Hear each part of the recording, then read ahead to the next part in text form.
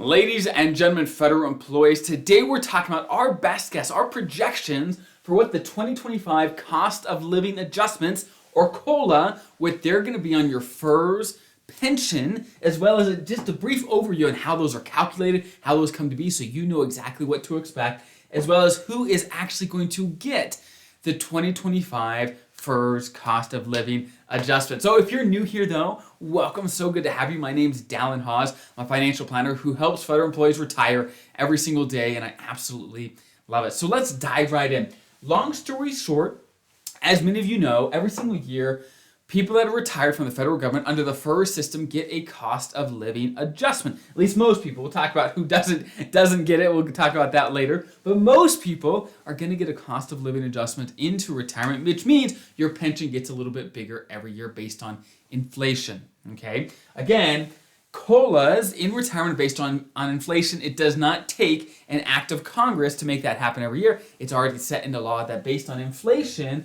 your cost of living adjustment is going to happen. Now, all that being said, what is our best guess for the 2025 cost of living adjustment? And the real answer is zero. A big fat zero is, as of today, my guess is that there's going to be no cost of living adjustment for 2024, which means in 2025, right, when it would actually hit. And the reason is, over the last few months, inflation prices have actually come down just a little bit. So there's actually been a little bit of deflation, meaning prices have come down a little bit negative inflation. Whenever there is negative inflation, that means, let's say prices do go down over the next 7-8 months, which again, we won't know exactly what the 2025 COLA will be until mid-October-ish. That's when things will be set in stone. But as of today, prices have actually dropped just a little bit.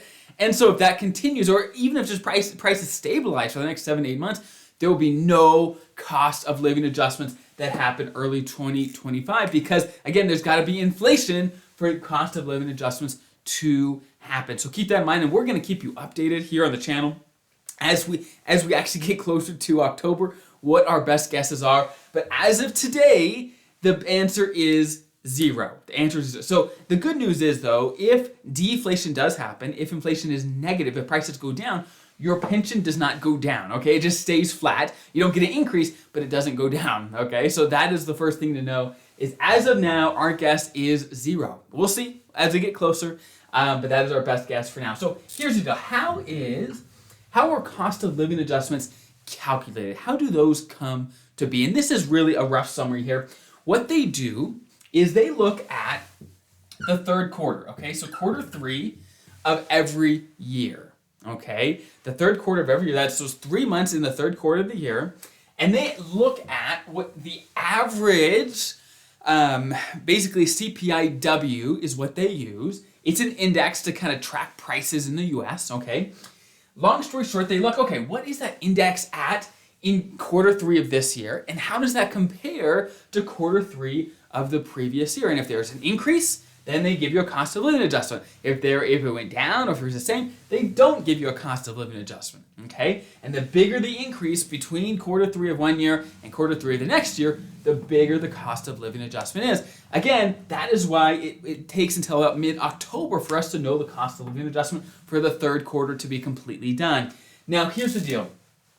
If inflation is, let's say, 5%, okay, your FERS COLA is not 5%. It does not match inflation perfectly all the time. Sometimes it does, sometimes it doesn't. Let me talk you through why. Long story short, if inflation is between 0 and 2%, okay, again, if prices go up from quarter 3 to quarter 3 of a given year, right, by 0 to 2%, or negative, whatever it is, right, then your pension, if inflation's negative, then you get 0, okay? Your pension doesn't move, it just stays flat.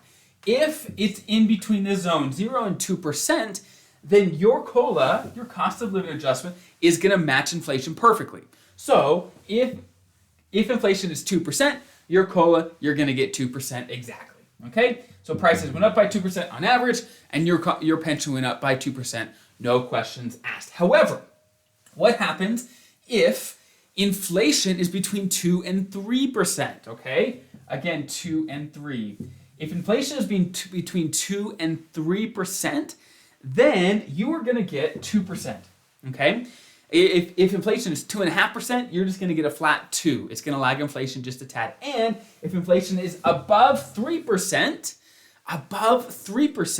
then your COLA is going to lag by a full percentage. So if inflation is 5, you're going to get 4%. If inflation is 9%, you're going to get 8% in a cost of living adjustment. You're going to lag by 1% the moment inflation goes over 3. So in general, FERS, federal employees want inflation to be low. And there's lots of reasons we want inflation to be low, but that's one of them, is so that your pension tracks perfectly with the inflation indexes. Okay? So that is how it is calculated. Look at quarter 3 to quarter 3, and the increase, as long as it's below 2%, that you're going to match it perfectly. Okay? If it's above 2, you're going to lag just a bit. It's not a huge deal, but it's something to know. Okay? Now, next question is, who gets it? Okay? Who gets the cost of living adjustment? Now, of course, if you're still working, cost of living adjustments don't apply to you. You get pay raises and things that Congress enacts. You get those while you're working. Okay? And step increases and all the things you might have while you're working. COLAs don't apply to you until retirement. Okay? Now, even in retirement, not everyone gets the 2025 cost of living adjustment. You have to be at least 62 to get the cost of living adjustment. So in the year you turn 62, the next January is when you'd be eligible for your first cost of living adjustment in retirement. So if you retire at 57, you would not get a cost of living adjustment until, again, the January after the year you turn 62. So there might be a lag in retirement and when you start getting increases to your pension. Now, there is one big exception to this rule, and that is if you are a special provisions federal employee, air traffic controller, firefighter, law enforcement, you folks, right? You know who you are. Then you get cost of living adjustments even if you do retire before 62. That's one exception for the special provision folks. They can get cost of living adjustments no matter what age they retire, but for normal traditional FERS, you got to be at least 62 to get those cost of living adjustments, okay? Now, one thing I will say is if you retire mid-year, let's say you retire July and you're 63. So you're above 62, so you'll get a cost of living adjustment. But if you retire mid-year, do you get the full cost of living adjustment the next year or just a part of it? And the answer is it's prorated based on the amount of months you were retired. So you get a part of it. So if you retire halfway through the year, you get half of the cost of living adjustment that comes up. But as of now, again, the 2025 cost of living adjustment looks like it's going to be 0 or just a little bit. We'll keep an eye on it. We'll keep you posted. Again, if cost of living adjustments are low, that's actually a good thing, right? Because it means inflation is really low as well. Prices aren't going up. That is overall good news, even though we like to see our pensions get bigger. If your pensions get bigger, that means prices got bigger as well. So keep that in mind. But I hope that's helpful. If you have any follow-up questions on any of this or anything federal retirement related, throw it in the comments below, where there's actually a link in the description to submit questions to us. And I hope that's helpful. Have a great rest of your day. I'll see you guys next time.